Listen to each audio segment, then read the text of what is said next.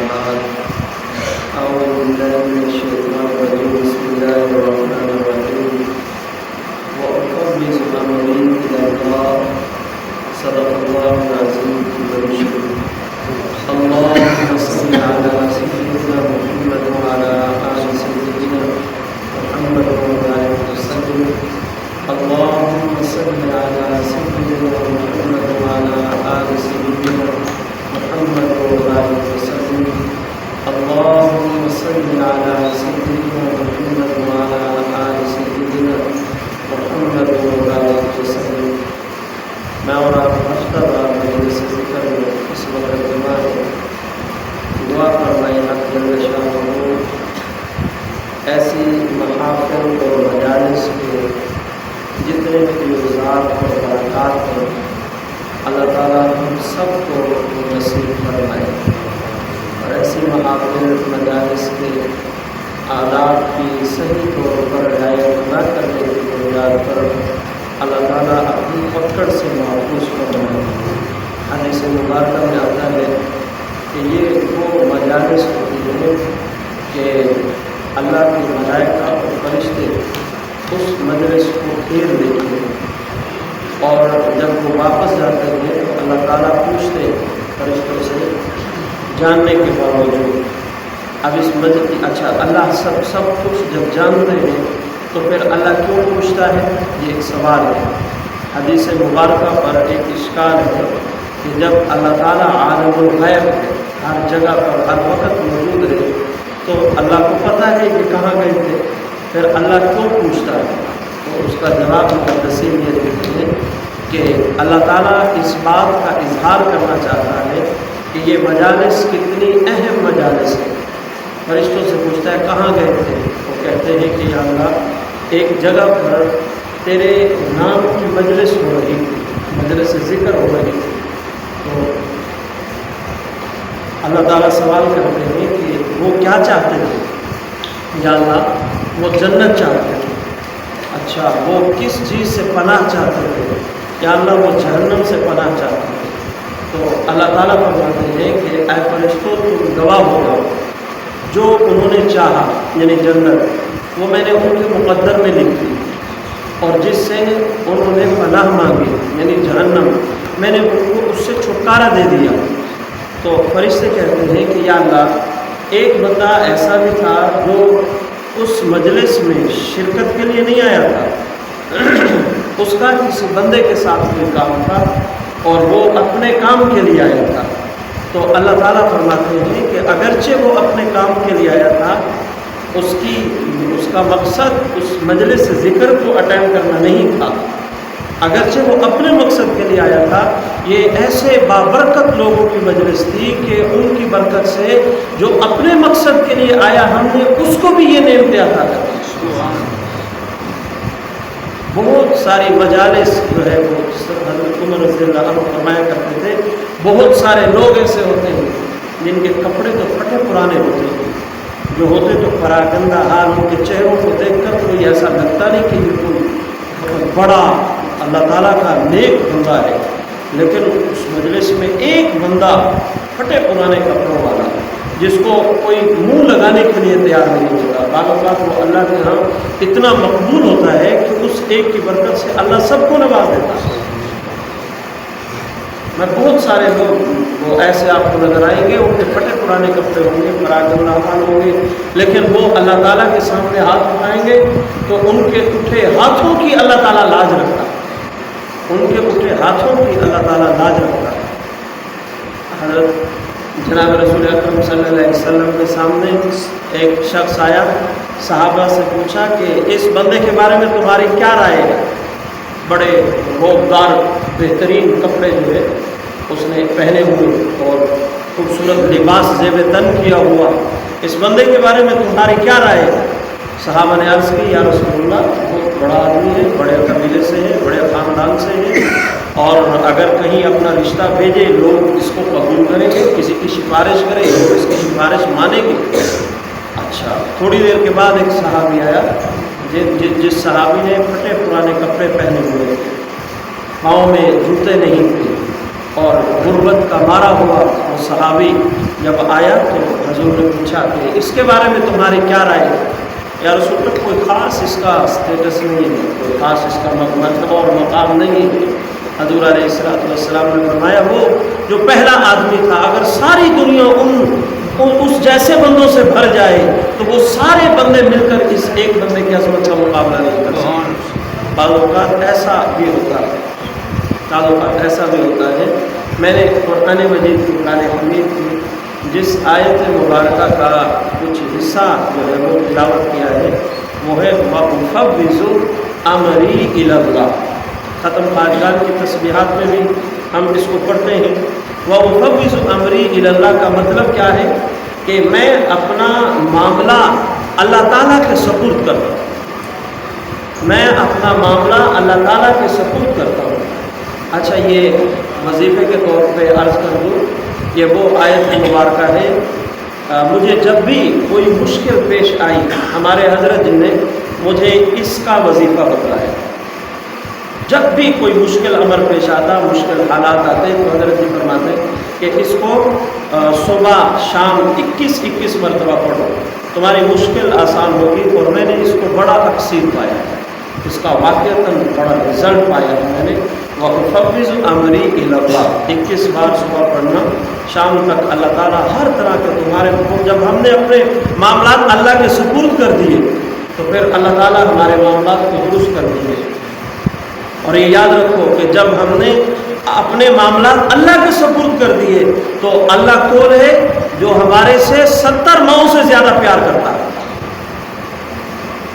اس اللہ کے سپرد اگر ہم نے اپنے معاملات کر دیے جو ہمارے سے 70 ماؤں سے بھی زیادہ پیار کرتا ہے۔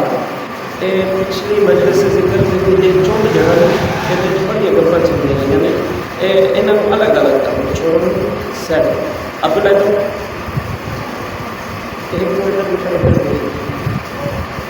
نہیں تو بیٹھا رہو پچھلے میں اس چھوڑنے میں کافی پریشان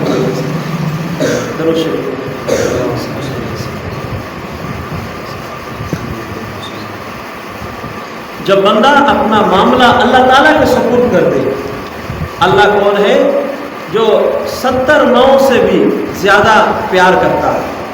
اب جو 70 ماؤں سے زیادہ پیار کرتا ہے وہ کبھی بھی ہمارے لیے کوئی ایسا فیصلہ نہیں کرے گا جو فیصلہ ہماری دنیا اور آخرت کی بربادی والا ہو۔ وہ جو فیصلہ بھی کرے گا، اگر ہمیں بظاہر محسوس ہوتا ہے کہ ہمارے ساتھ تو بڑا ظلم ہو رہا ہے، ہمارے ساتھ بڑی زیادتی ہو رہی ہے، تو یہ ہماری خام خیالی ہے، بے وقوفی ہے اور جہالت ہے۔ ہمارا اللہ کبھی بھی ہمارا برا سوچ ہی نہیں سکتا۔ ایک باپ اپنے بیٹے کا برا کبھی نہیں سوچتا، ایک باپ اپنے بیٹے کا کبھی برا نہیں سوچتا، ایک ماں اپنی اولاد کی کبھی برائی نہیں سوچے گی۔ تو جو ماں سے 70 گنا زیادہ پیار کرتا ہے، کیا وہ بندے کے لیے برا سوچے گا؟ اگر اس بندے کو بیماری گھیر لیتی ہے، اگر اس بندے کو پریشانی گھیر لیتی ہے، اگر اس بندے کو مشکل حالات گھیر لیتے ہیں، تو یہ بات ذہن سے نکال دو کہ اللہ تعالیٰ کی طرف سے کوئی پکڑ ضروری نہیں ہوتا کہ ہر وقت اللہ تعالیٰ کی طرف سے پکڑ ہو۔ بہت دفعہ اللہ تعالیٰ چاہتے ہیں کہ یہ میرا بندہ تھوڑا پریشان رہے، اس کی پریشانی پر اس کے درجات بڑھتے ہیں، اس کی پریشانی پر اللہ تعالیٰ کی طرف سے خاص رحمتوں کا نزول ہوتا ہے، خاص رحمت، گناہ معاف ہوتے ہیں۔ بعض اوقات ایک بندے کے نامہ اعمال میں نیکیاں کم ہوتی ہیں، اللہ مشکل حالات میں اس کو ڈال کر پریشان رکھ کے اس کے نامہ اعمال میں نیکیوں کا بندوبست کر دیتے ہیں۔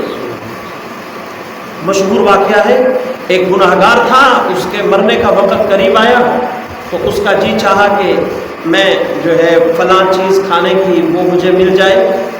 اب جب اس چیز کے لیے بھیجا گیا تو راستے میں پیسے گر گئے اور وہ چیز نہ مل سکی، اور ادھر ایک گناہگار تھا، خطا کار، جس کے نامہ اعمال میں گناہ ہی گناہ تھے، اس کا جی چاہا کہ مجھے آج مچھلی کھانے کے لیے ملنی چاہیے، تو وہ غریب گھرانے سے تھا، اس کو وہ مچھلی مل گئی۔ جب حضرت جبرائیل علیہ السلام نے اللہ تعالیٰ سے پوچھا کہ یہ کیا معاملہ ہے، ایک نیک ہے اور دوسرا گناہگار ہے، گناہگار کے لیے تو نے انتظام کر دیا اور نیکوکار کے پیسے بھی گم کرا دیے تو نے، تو اللہ تعالیٰ نے فرمایا کہ یہ جو نیک ہے اس کے نام اعمال میں ایک گناہ تھا، یہ جو نیک ہے اس کے نام میں صرف ایک گناہ تھا جو اس کی پکڑ کا ذریعہ اور سبب بن سکتا تھا۔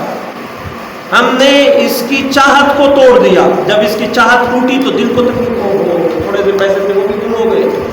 تو وہ جو گناہ تھا نام اعمال میں، اس پریشانی کی وجہ سے ہم نے گناہ کو مٹا دیا۔ اور یہ جو گناہگار ہے جس نے مچھلی کا اللہ تعالیٰ سے مطالبہ کیا، اس کے نام اعمال میں صرف ایک نیکی تھی۔ ہم نہیں چاہتے تھے کہ قیامت کے دن یہ کہہ سکے کہ یا اللہ ایک نیکی تو ہے نا میرے نام اعمال میں، ہم نے اس نیکی کا صلہ بھی دنیا میں دے دیا، مہور یہ رزلٹ تجھے دنیا میں مل گیا، تیری نیکی کا صلہ اور اجر آخرت میں تیرا کوئی کھاتا نہیں ہے، ہمارے پاس کوئی نیکی نہیں ہے۔ مشکل حالات کا آنا یہ اللہ تعالیٰ کی طرف سے بہت دفعہ درجات کی بلندی کا سبب اور ذریعہ ہوتا ہے۔ بہت دفعہ انسان کی ایک چاہت ہوتی ہے، انسان کی ایک خواہش ہوتی ہے، لیکن اللہ تعالیٰ اس چاہت کو پورا نہ کرا کے انسان کے اللہ کی کسی سے کیا دشمنی ہے؟ اللہ تعالیٰ کی کسی سے کوئی دشمنی نہیں ہے۔ بندہ اپنے اعمال کی وجہ سے خود کو اللہ کا دشمن بنا لے، عدو اللہ بن جائے، اللہ تعالیٰ کا دشمن بن جائے، تو یہ بندے کی خود کی غلطی ہے، ورنہ اللہ تعالیٰ کی ذاتی لڑائی کسی سے نہیں ہے۔ سارے اللہ تعالیٰ کے بندے ہیں، اللہ سب سے محبت کرتا ہے، ہر ایک بندہ اللہ تعالیٰ کے ہاں 70 مئو سے زیادہ محبوب ہے۔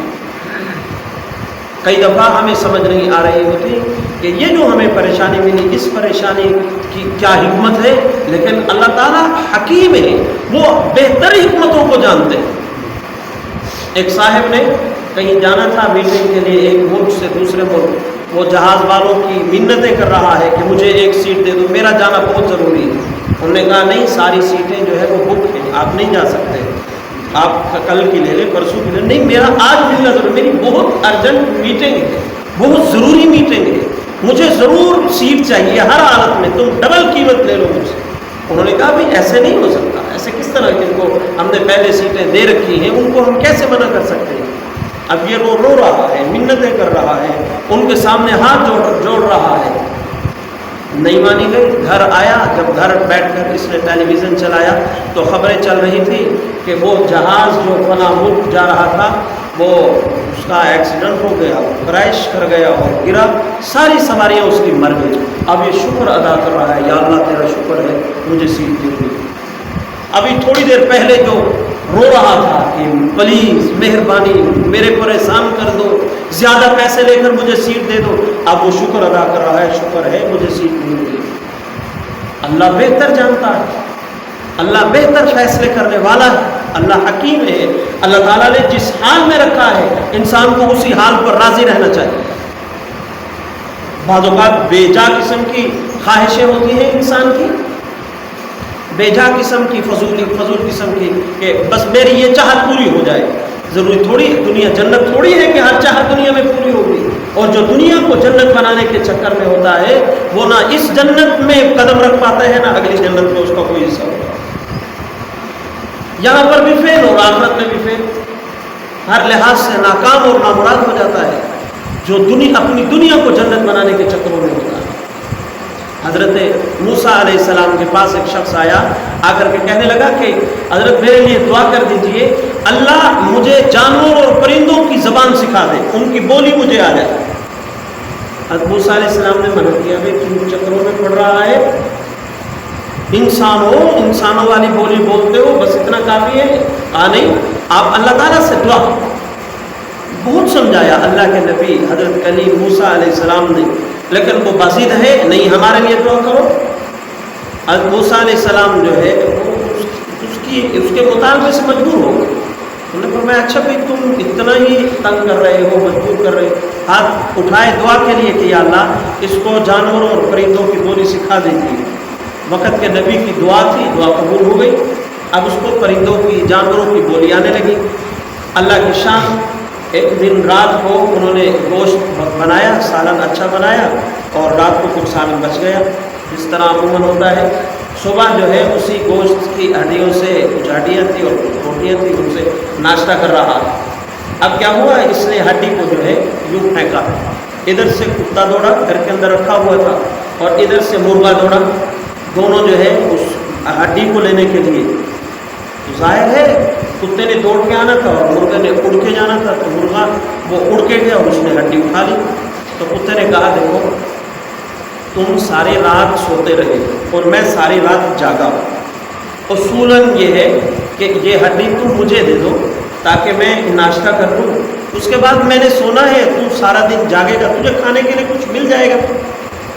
تو آگے سے اس مرغے نے کہا کہ دیکھو مجھے کہیں سے پتہ چلا ہے کہ ہمارے مالک کی گائے مرنے والی ہے، ہمارے مالک کی گائے مرنے والی ہے، تو جب گائے مرے گی تو اس کا گوشت ہی گوشت ہوگا، تم گوشت کھا لینا۔ تو میں نے کہا اچھا ہاں، اب جو ہے مالک سن رہا ہے، اب اس کو جانوروں کی اور پرندوں کی بولی آتی ہے، تو دونوں کا کلام اس نے سن لیا، اچھا آج میری گائے مرنے والی ہے۔ تو جلدی سے اس نے ناشتہ کیا، گائے کو پکڑا، اس کی رسی کو پکڑا اور باہر جا کر کے منڈی جا کے بیچ آئے۔ مرے گی تو ان کے پاس مرے گی نا، میرے پاس تھوڑی مرے گی۔ بڑا اس نے چلاکی کھیلی نا کہ میرا نقصان نہ ہو، پرندوں کی جانوروں کی مجھے بولی آتی ہے، سمجھ گیا کہ یہ کیا کہہ رہے ہیں۔ اچھا اگلے دن اس نے جان بوجھ کر گوشت بنایا اور کچھ بچا کے رکھا، صبح کے وقت ناشتے میں اسے کھانے لگا، تو اس نے جان بوجھ کے دیکھا کہ ان دونوں جانوروں میں، پرندے مرغے میں اور کتے میں، ان دونوں کا فاصلہ دیکھ کر درمیان میں اس نے ہڈی پھینکی۔ اب پھر اسی طرح ہوا، مرغے نے جھپٹا مارا اور ہڈی کو لے اڑا۔ کتے نے کہا بھائی دیکھو کل تم نے مجھے لارا لگایا تھا کہ اس کی گائے مرے گی، گائے کہاں کہاں مری اس کی گائے؟ ویسے تو اذانیں دیتا ہے، مؤذن بنا پھرتا ہے، حرکت جھوٹ بولتا ہے، تو غلط بیانی کرتا ہے۔ آگے سے اس نے کہا بھائی گائے یہاں رہتی تو مرتی نا، اب دیکھو میں نے سنا ہے ان کا گدھا مرنے والا ہے، ان کا گدھا مرے گا وہ تو ہے ہی ان کے لیے ناجائز، اسے کچھ کھائیں گے تھوڑی، باہر پھینکیں گے نا، تو سارا گدھا تم کھا جانا۔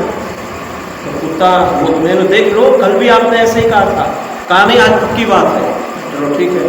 اب مالک سن رہا، اب پھر چلا کے دکھائی، گدھے کو پکڑا، باہر جا کے بیچ آئے۔ تیسرے دن پھر اسی طرح بنایا اس نے کھانا، اب کھانا بنا، صبح ناشتہ کرنے لگا، پھر اس نے دیکھا کتے اور مرغے کا فاصلہ، پھر ان کے درمیان ہڈی پھینکی، تو اب پھر اسی طرح مرغے نے جھپٹا مارنا تھا، ہڈی لے اڑا۔ اب کتے نے کہا عجیب ڈرامے باز ہو، مجھے لارے لگا رہے ہو 3 دن سے۔ اس نے کہا آج ہمارا مالک مرنے والا ہے، مالک مرے گا، مہمان آئیں گے، کوئی بڑا جانور ذبح کریں گے یہ، لہٰذا تم مطمئن رہو۔ میں کہا مالک مرنے والے تھے؟ ہاں، مالک کی بھی بولتی بند ہوئی، تیرا بلا ہو۔ اچھا ہوں خود لوگ بیچن تو رہا ہے، خود لوگ مارکیٹ جا کے بیچ بھی نہیں سکتا۔ پریشان جلدی جلدی سے اس نے کام کاج سنبھالے کہ میں حضرت موسیٰ علیہ السلام کے پاس جاتا ہوں۔ اب آپ کو بھی سمجھ آ رہی ہوگی کہ پنگا نہیں سے لینا چاہیے نا، زبان آوے ہوگی۔ اب پریشان جلدی سے کام سمیٹے اور حضرت موسیٰ علیہ السلام سے ملاقات کے لیے گھر سے باہر نکلا۔ اللہ کی شان، حضرت موسیٰ علیہ السلام اسی گلی سے گزر رہے تھے، حضرت میں آپ ہی کے پاس آ رہا تھا۔ میں کیا ہوا؟ میرے گھر تشریف لائے۔ اب گھر حضرت موسیٰ علیہ السلام اندر تشریف لائے، پوچھا ہاں میں کیا ہوا؟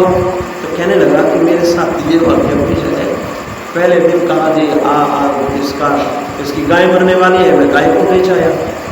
دوسرے دن کہا کہ اس کا گدھا مرنے والا ہے، میں گدھے کو بیچ آیا۔ اور آج تو حد ہو گئی، مرغے صاحب نے کہا کہ ہمارا مالک مرنے والا ہے، میں مرنے والا ہوں۔ حضرت موسیٰ علیہ السلام اب دیکھ رہے ہیں اس کی طرف، اللہ کی شان وہی تاریخ۔ حضرت جبرائیل علیہ السلام جبرائیل نے کیا معاملہ ہے؟ فرمایا کہ ہم نے اس کے گھر کے اندر کسی ایک کی موت کا فیصلہ کر دیا، ہم نے اس کے گھر کے اندر کسی جاندار کی موت کا فیصلہ کر لیا تھا۔ اس نے چلاکی کی، گائے کو بیچ آیا، گائے نہیں مری، تو ہم نے اس موت کو گدھے پر منتقل کر دیا۔ اس نے پھر چلاکی کی اور گدھے کو بیچ آیا، پھر ہم نے اس گدھے کی موت کنورٹ کر دی، اس گھر میں کسی نے مرنا ہے نا تو اب یہ خود مرے گا۔ تو حضرت موسیٰ علیہ السلام پر وحی ختم ہوئی، فرمایا کہ آپ کے گھر میں کسی جاندار کی موت ہونی تھی اور آپ نے چلاکی کی، تو اللہ تعالیٰ نے اس موت کو تمہارے پر مسلط کر دیا۔ اب یہ جلدی سے جو ہے نا گھر سے باہر نکلنے لگا، حضرت اسرائیل علیہ السلام نے کتی کو پکڑ لیا، چلا واپس آئے، وہیں پہ روح قبض کر دیا۔ چنگا نہیں سی کہ ناصر کا زبان جس حال میں اللہ تعالیٰ رکھتے ہیں وہ بہتر حالت ہوتی ہے۔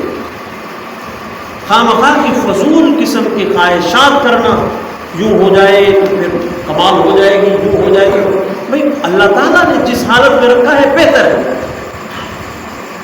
وہ بہتر جانتا ہے تمہارے بارے میں۔ واللہ میں اپنے اس بدن کا اتنا وفادار نہیں جتنا میرا اللہ میرے بدن کا وفادار۔ ہر بندہ یہ سوچے، ہم خود کے اتنے وفادار نہیں ہیں جتنا ہمارا رب ہمارا وفادار ہے۔ ہم اپنے اتنے ہمدرد نہیں ہیں جتنا اللہ ہمارا ہمدرد ہے، وہ بہتر جانتا ہے ہمارے بارے میں۔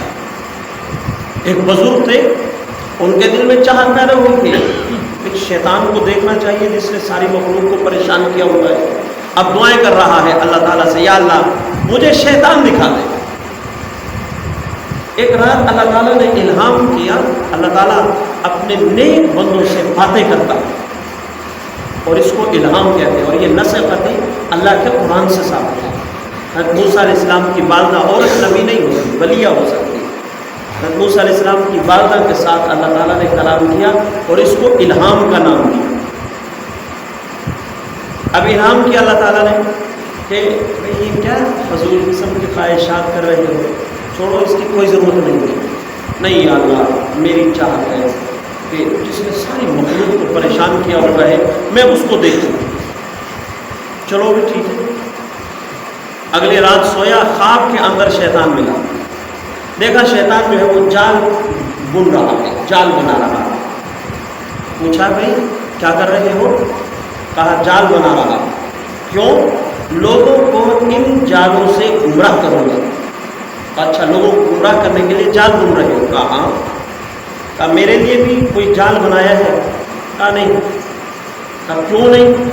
ابھی تیری عمر لمبی ہے، 100 سال تیری عمر ہوگی، تو اتنی جلدی کیا ضرورت ہے؟ ابھی 35-40 سال کے ہو، جب تم بوڑھے ہو جاؤ گے 100 سال کے، اس وقت بنا لوں گا۔ اب اٹھا تو دل کے اندر یہ، اچھا میری عمر 100 سال ہے، میں ایویں برے نام تہجداں تے نمازاں تے جناب گناہوں تو بچنا، تہجد چھوٹ گئی۔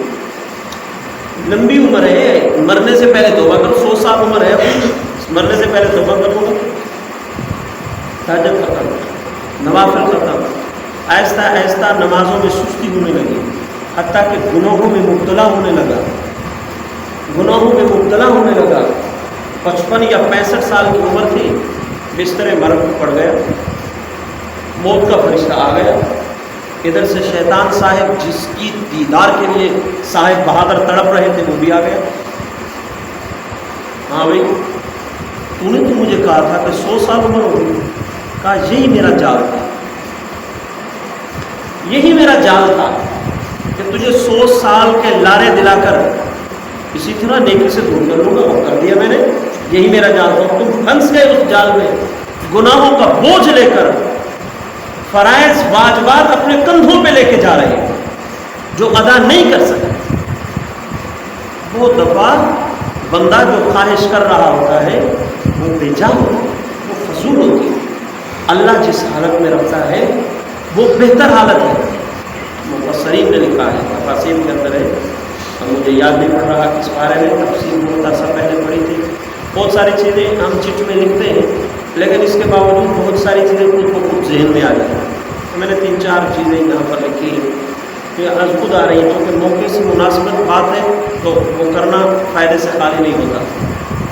قرآن مجید کی تفسیر میں ہے، سالوہ حضور علیہ السلام کی مسجد نبی کا نمازی آپ سے وسلم کے پاس آیا، یا رسول اللہ میرے لیے دعا کر دیجئے، اللہ تعالیٰ مجھے دولت عطا کرے، پیسہ دے۔ بھئی کیوں پیسہ دے؟ بھئی کیوں؟ کہنے لگا کہ یا رسول اللہ حضرت عثمان اللہ کے راستے میں خرچ کرتے ہیں، حضرت عبد الرحمن بن عوف اللہ کے راستے میں خرچ کرتے ہیں، میں غریب آدمی ہوں، اگر میرے پاس دولت ہوتی تو میں بھی اللہ کے راستے میں خرچ کرتا۔ حضور علیہ السلام نے سمجھایا دیکھو اللہ نے جس حالت میں رکھا ہے بس اسی حالت میں خوش رہو، مت کرو اس طرح کی خواہشات۔ ہر بندے کو بہت شوق ہوتا ہے، یا رسول اللہ مجھ سے نہیں رہا، رونے لگ گئے جب دوسرے آپ چندے کا اعلان کرتے ہیں، دوسرے صحابہ چندہ دیتے ہیں، میرے پاس کچھ ہوتا نہیں، میرا بڑا دل دکھتا ہے، کاش کہ میرے پاس بھی دولت ہوتی، میں بھی آپ کے حکم پر اپنی دولت کو قربان کرتا۔ اللہ کے نبی صلی اللہ علیہ وسلم نے سمجھایا دیکھو بس جس حالت میں اللہ نے رکھا ہے وہ بہتر حالت ہے، مت کرو اس طرح کی خواہشات کا اظہار۔ وہ بار بار اصرار کر رہا ہے، جناب رسول اکرم صلی اللہ علیہ وسلم نے اس کے لیے ہاتھ اٹھایا، یا اللہ سالمہ کو دولت عطا کر دیجیے، آپ کے راستے میں خرچ کرنے کی چاہت رکھتا ہے، دل کے اندر شوق رکھتا ہے، دل کے اندر شوق رکھتا ہے آپ کے راستے میں خرچ کرنے کی، آپ ان کو مال اور دولت سے نواز دیجیے۔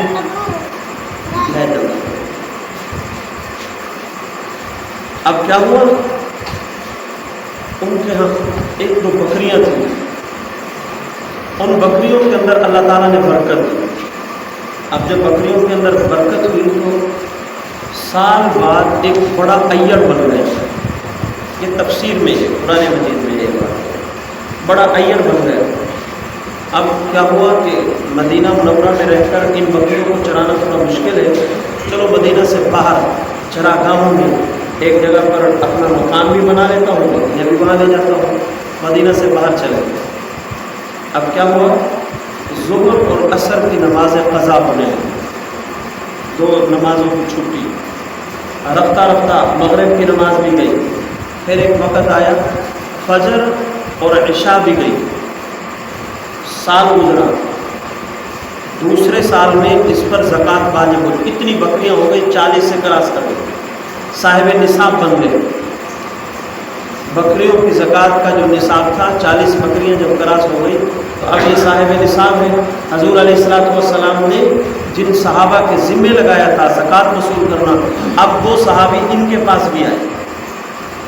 جب ان کے پاس صحابہ آئے کہ ہم اللہ کے نبی کی طرف سے آئے ہیں زکوٰۃ وصول کرنے کے لیے، کہنے لگا کون سی زکوٰۃ، کون سی زکوٰۃ؟ ہمیں اللہ کے نبی نے بھیجا ہے، تمہیں جو اللہ تعالیٰ نے مال دیا ہے، اللہ تعالیٰ کے دیے ہوئے مال میں سے اللہ کا حصہ نکالو۔ میں کون سا حصہ؟ نہیں، تمہیں اللہ کے نبی نے صرف میری طرف بھیجا تھا، کہا نہیں دوسروں کے پاس بھی بھیجا ہے، ان کے پاس سے ہو نہیں، تم مدینہ کے قریب ہو زیادہ پہلے تمہارے پاس آئے گا، یعنی اللہ کے نبی نے بھیجا تم سیدھے میرے پاس ہی آ جاؤ، تمہیں کوئی اور نہیں ملا جس سے تم زکوٰۃ وصول کر سکو، جاؤ ان کے پاس، میں سوچتا ہوں دینی ہے یا نہیں دینی، میں سوچتا ہوں، پہلے ان کے پاس جاؤ۔ ادھر اللہ تعالیٰ نے مسجد نبی میں اللہ کے نبی تشریف فرمایا، وہی نازل فرمائی، وہی کی کیفیت آپ پر طاری ہوئی، وہی کی کیفیت ختم ہوئی تو حضور علیہ السلام بڑے رنجیدہ اور پریشان، اور فرمایا او سالبہ تو ہلاک ہو۔ صحابہ کرام تو آپس میں بڑی محبت تھی، صحابہ کرام کی یہ محبت نہیں موت کے وقت، حدیث میں آتا ہے اتنی پیاس لگتی ہے بندہ کئی سمندر پانی کے پی جائے پیاس نہ بجھے، اور صحابہ کہہ رہے ہیں ایک جنگ کے موقع پر لب بند کر کے مرنے کے قریب ہے کہ پہلے میرے بھائی کو پانی پلاؤ اس کے بعد میں پانی پیوں گا، بڑی محبت تھی صحابہ کرام میں، بڑا پیار تھا۔ صحابہ نے سنا، صحابہ کی چیخیں نکل گئی، ہمارا یار ہمارا دوست صالبہ، اس کے بارے میں اللہ کے نبی نے فرما دیا کہ ہلاک ہو گیا، اس کو ہو گیا ہلاک۔ بھاگے صالبہ کے پاس، صالبہ تم نے کیا کر دیا، کیا ہوا؟ کہ ہم اللہ کے نبی صلی اللہ علیہ وسلم کے پاس سے ہو کے آ رہے ہیں کہ صالبہ ہلاک ہو گیا، اب دماغ ٹھکانے لگا، میں نے کیا کر دیا، سارا مال لیا، مسجد نبی میں آیا، یا رسول اللہ میرا مال قبول کر لیجیے۔ حضور نے منہ پھیر لیا اور فرمایا اس کو مدینہ سے نکال دو، ہمیں ان کا مال قبول نہیں ہوگا۔ پوری زندگی منتیں کرتا رہا آپ سے وسلم، آپ سے وسلم کا انتقال ہوا، سیدنا صدیق اکبر رضی اللہ عنہ کے زمانے میں ان کے پاس آئے، جانشین نبوت نے فرمایا جس کا مال اللہ کے نبی نے قبول نہیں کیا میں کیوں کروں؟ بھاگ گئے. حضرت عمر کے زمانے میں آیا اب میرا مال لے لو. میں نہیں, جن کا مال اللہ کے نبی نے قبول نہیں کیا, نبی کے خلیفہ اول نے قبول نہیں کیا, میں کون ہوتا ہوں قبول کرنے والا. حضرت عثمان کے دور میں آیا اور حضرت عثمان کے دور میں اس کا انتقال ہوا. تمام ہی مفسرین نے اس کو منافقوں میں لکھا. اعتقادی منافق, عملی منافق مسلمان ہوتا ہے.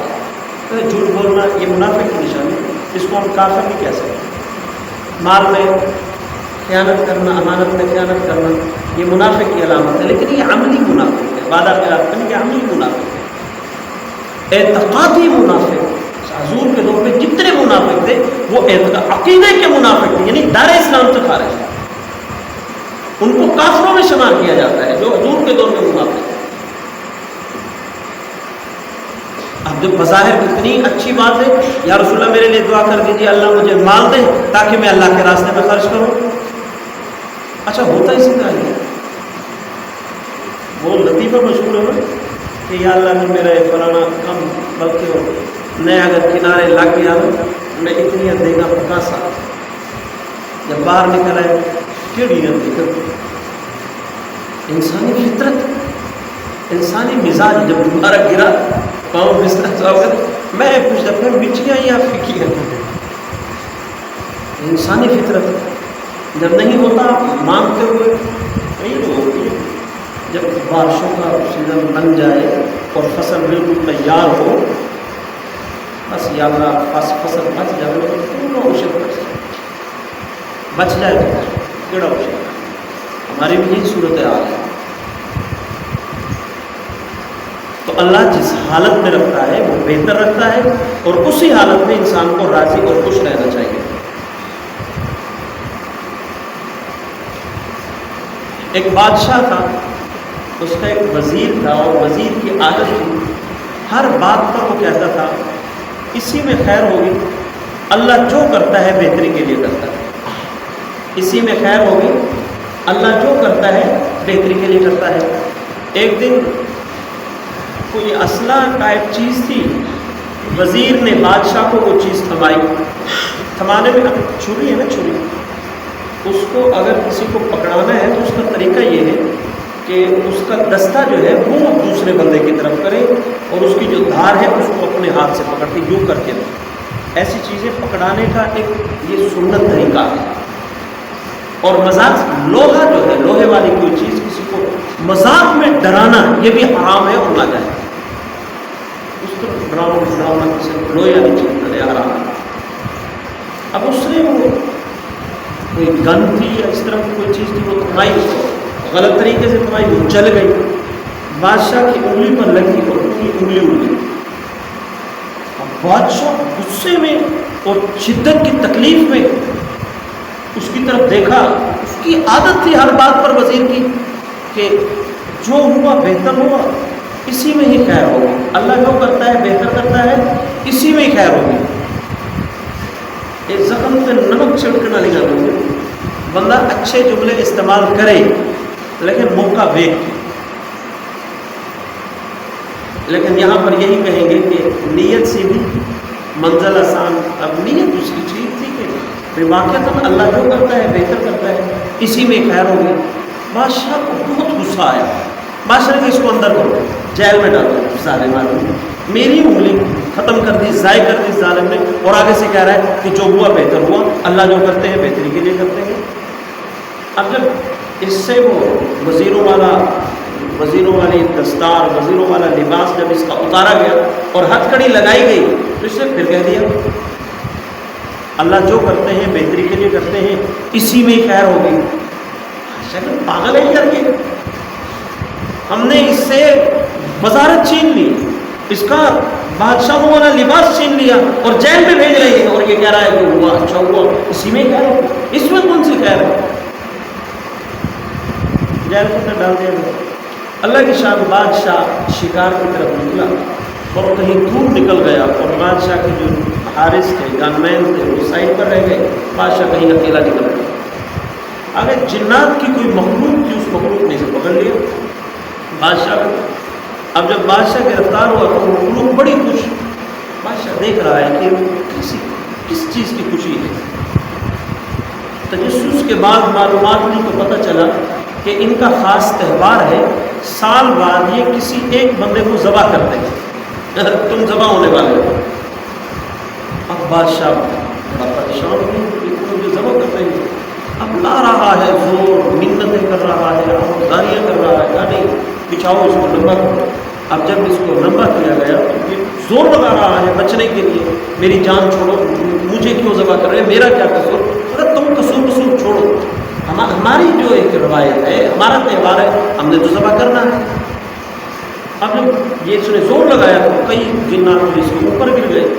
ایک جن ایسا نکلا جو اس کے ہاتھ کی طرف تھا، اوپر بیٹھ گیا تو اس کی نظر انگلی پر پڑی، اس نے فوراً کہا چھوڑو چھوڑو چھوڑو اس کو۔ بھی کیا ہوا؟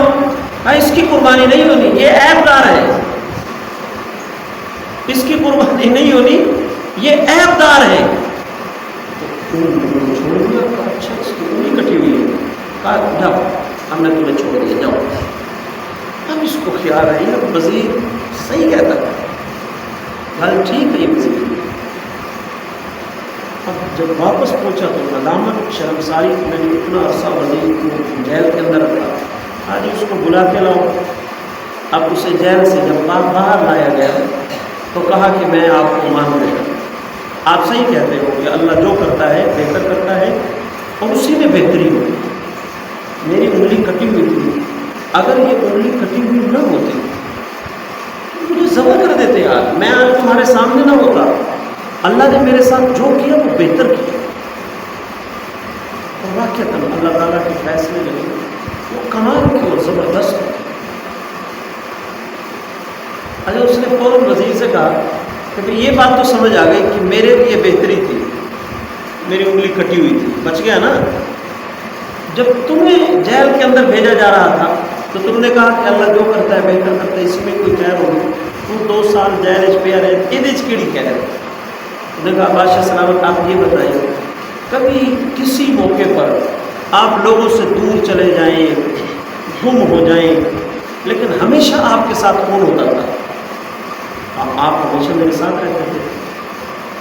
اگر اس موقع پر بھی میں جیل سے باہر ہوتا تو آپ کے ساتھ ہوتا یا نہیں؟ آپ بالکل میرے ساتھ ہوتے۔ میں تیری انگلی کٹی ہوئی سی، میری تو تھوڑی سی کٹی، انہوں نے تیری چھڑ کے کوئی دینا ہے۔ ہاں یہ بات حقیقت حال یہ ہے کہ اللہ جو کرتا ہے وہ بہتری کے لیے کرتا ہے۔ اب کئی دفعہ جانور مر جائیں تو پریشان ہوتے ہیں، بہت دفعہ اللہ تعالیٰ گھر کے کسی فرد کی موت کو جانور کی طرف کنورٹ کر دیتا ہے۔ ہم نے یہ جملے بڑے بڑے اللہ والوں سے سنے، اسی کے اندر خیر ہوتی ہے، اسی کے اندر بہتری ہوتی ہے۔ کئی دفعہ لوگ اپنی اولاد کے فوت ہو جانے پر بہت زیادہ غمگین ہوتے ہیں، پریشان ہوتے ہیں، تو یاد رکھو میں اکثر کہا کرتا ہوں کہ تمہاری اولاد اس ذات کے پاس چلی گئی جو تم سے بھی 70 گنا زیادہ اس سے محبت کرتی ہے۔ ماں باپ کے لیے بڑا صدمہ ہے، اس کا انکار نہیں ہے، لیکن حقیقت یہ ہے جو اولاد ماں باپ کی زندگی میں دنیا سے چلی جائے نا، اس اولاد سے زیادہ خوش بخت کوئی نہیں۔ پتہ ہے کیوں؟ ماں باپ اتنا پڑھ کے اس کے لیے اصالِ ثواب کر دیتے ہیں کہ اس کے جہنم میں جانے کے چانس ہی ختم ہو جاتے ہیں۔ اولاد نہیں پڑھتی ماں باپ کے لیے اتنا جتنا ماں باپ اولاد کے لیے اصالِ ثواب کرتے ہیں۔ لیکن کبھی بھی کوئی جوان یہ دعا نہ کرے کہ ماں باپ بلکہ یہی دعا کریں کہ یا اللہ ہمارے والدین کو ہم بھائیوں میں سے، ہم بہنوں میں سے کسی کا صدمہ مت دکھائیں۔ دعا یہی کرنی چاہیے، یہ صدمہ بہت بڑا ہوتا ہے، لیکن یہ بات مستحضر رہے۔ ہمارے یہاں یہ بھی ہوتا ہے، 4 بیٹے ہیں، ایک بیٹے کا انتقال ہو گیا، اب وہ باپ اس صدمے میں اپنی صحت برباد کر دیتا ہے۔ بھائی باقی 3 بیٹوں کا کیا قصور ہے؟ تم مرنے پر تجھے گزرو، باقی 3 بیٹوں کا بھی تمہارے پر حق ہے۔ اللہ جو کرتے ہیں وہ بہتری کے لیے کرتے ہیں، اسی میں خیر ہوتی ہے۔ کبھی بھی کسی پریشانی کی وجہ سے انسان کو اتنا جو ہے اپنے آپ کو، یہ تو غیر مسلم معاشرہ ہے. مسلمان کو اللہ تعالیٰ نے ایک لفظ دیا ہے، انا للہ و انا الیہ راجعون. یہ بڑا زبردست جملہ ہے، بڑا زبردست. جوتے کا تسمہ ٹوٹ جائے تو انا للہ و انا الیہ راجعون پڑھنے کی ہمارا دین، ہماری شریعت ہمیں تعلیم دیتا ہے. اور اس پر بڑے بڑے ماہرین نے ریسرچ کی ہے کہ مسلم معاشرے میں اتنے پاگل خانے نہیں ہوتے، لیکن غیر مسلم معاشرے میں بہت زیادہ پاگل خانے ہوتے ہیں. میں ایک مثال دیتا ہوں. واشنگٹن امریکا کا ایک بہت بڑا شہر ہے. ہمارے پورے پاکستان میں بلکہ کسی اسلامی ملک میں اتنے پاگل خانے نہیں ہیں جتنے امریکہ کے اس ایک شہر میں پاگل خانے ہیں. مسلمانوں میں پاگلوں کی وہ شرح نہیں ہے جتنی غیر مسلموں کے ہاں ہے. اس کی وجہ کیا ہے؟ ماہرین نے اس پر ریسرچ کرنے کے بعد نتیجہ یہ اخذ کیا کہ جو مسلمان ہیں، مسلمان کو جب کوئی بڑی پریشانی آتی ہے وہ ایک جملہ پڑھتے ہیں، انا للہ و انا الیہ راجعون. اس جملے پر ان کے دل کو ایک اطمینان، الا بذکر اللہ تطمئن القلوب، اللہ تعالیٰ نے اپنے ذکر کے اندر سکون رکھا. جب یہ انا للہ پڑھتے ہیں تو ان کے دل کو ایک سکون مل جاتا ہے، اور دل کو یہ سگنل جاتا ہے، دماغ کو یہ سگنل جاتا ہے کہ سب کچھ اللہ کا ہے، یہ بھی اللہ نے کیا ہے، سب اللہ کا ہے، سب نے اللہ کی طرف لوٹنا ہے. اس نے لوٹنا تھا، یہ لوٹ گیا، اللہ کے پاس چلا گیا، بس ٹھیک ہے. یہ مسلم معاشرہ. اور غیر مسلم وہ انا للہ نہیں پڑھتے، وہ خود کو قصوروار سمجھتے ہیں. بیٹے کو سودا سلب کے لیے بھیجا، اس کا ایکسیڈنٹ ہو گیا، اب یہ روتے ہیں. کس بیس پر؟ کاش میں بیٹے کو نہ بھیجتا، میں نے بیٹے کو کیوں بھیجا، میں خود چلا جاتا. بیٹے کے مارنے میں میں ملوث ہوں، میں بیٹے کا قاتل ہوں، میں نے بیٹے کو کیوں بھیجا. بیوی کے ساتھ جا رہا ہے، راستے میں ایکسیڈنٹ ہو گیا، بیوی مر گئی، میں نے گاڑی تیز کیوں چلائی، میں بیوی کا قاتل ہوں. بس وہ ذہنی ٹینشن کی وجہ وہ پاگل ہو جاتے ہیں. مسلمان یہ سوچتا ہے کہ جو کچھ کرتا ہے اللہ کرتا ہے، اور جو کرتا ہے وہ بہتری کے لیے کرتا ہے. ہمیں ہمیشہ اللہ تعالیٰ کی ذات پر راضی رہنا چاہیے. اور مشکل حالات یاد رکھیے، قرآن مجید میں اللہ تعالیٰ سورہ عنکبوت کے ابتدا میں اللہ تعالیٰ نے حسب الناس ان یقولوا آمنا وهم لا یفتنون، کیا تم نے یہ گمان کر لیا ہے کہ ہم کہہ دیں آمنا یعنی کلمہ پڑھ لیں بس اور پھر ہم آزمائے نہیں جائیں گے؟ نہیں، آزمائش آئے گی. اس بندے کو ڈرنا چاہیے جس بندے کو کبھی کوئی آزمائش نہیں آئی. ایمان لانے کے بعد مشکلات آتی ہیں، پریشانیاں آتی ہیں، مشکل حالات آتے ہیں، اور جس پر کبھی بھی مشکل حالات نہ آئے یہ اس بندے کے منافق ہونے کی نشانی ہوتی ہے.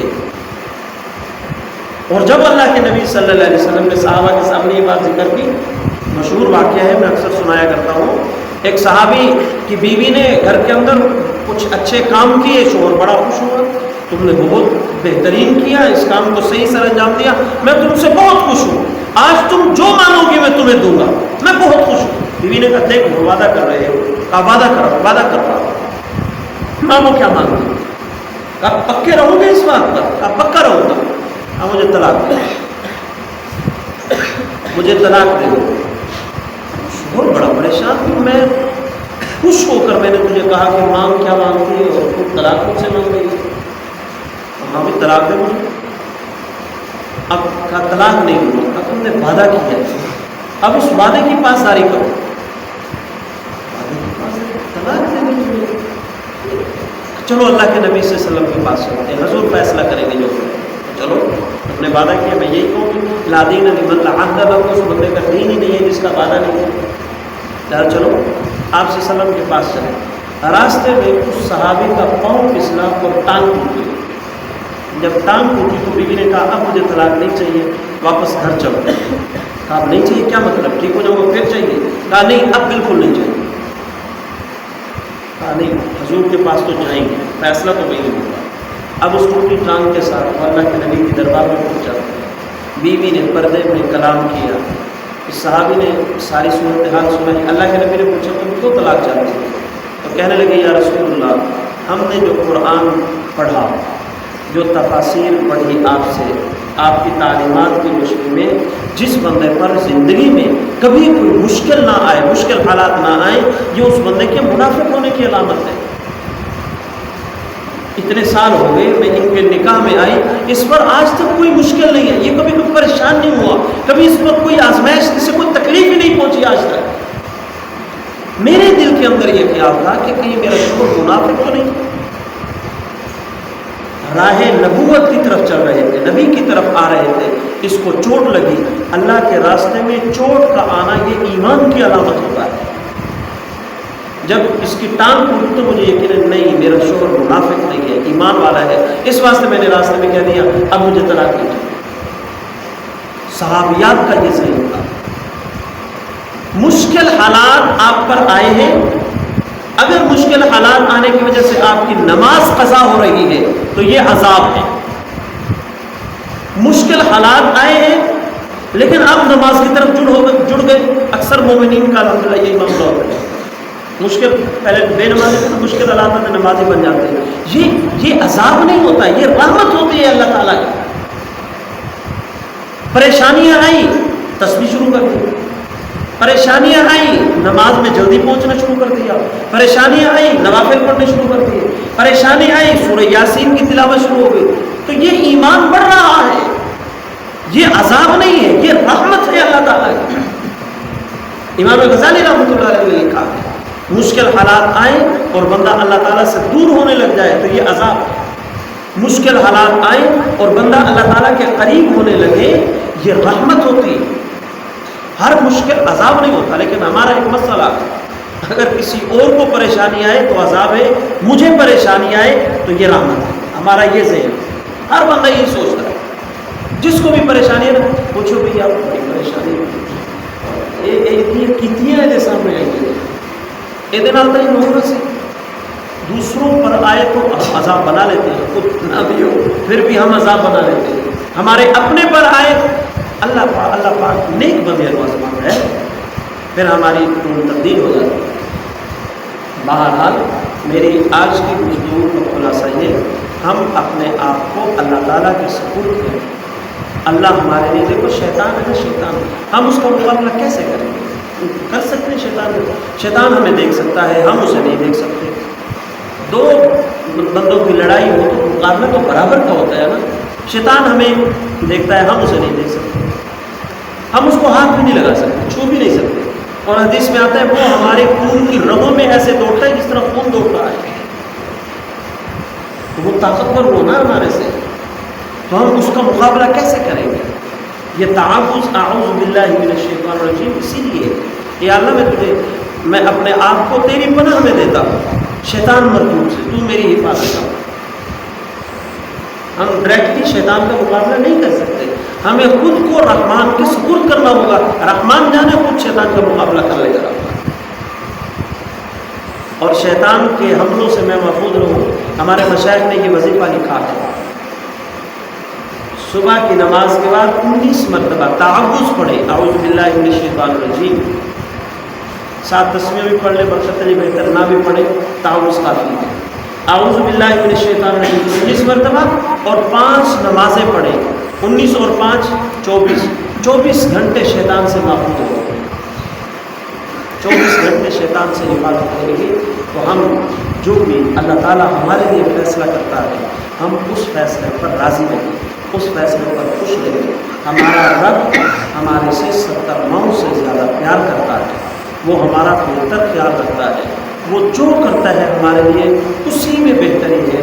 ہمیں اللہ تعالیٰ کے ساتھ ایسا عقیدہ اپنانا چاہیے اور اس عقیدے پر مستقل بنیادوں پہ کاربند رہنا چاہیے. دعا ہے کہ حق رشتوں میں سمجھنے عمل کرنے کی توفیق نصیب فرمائے. وآخر دعوانا الحمد للہ رب العالمین.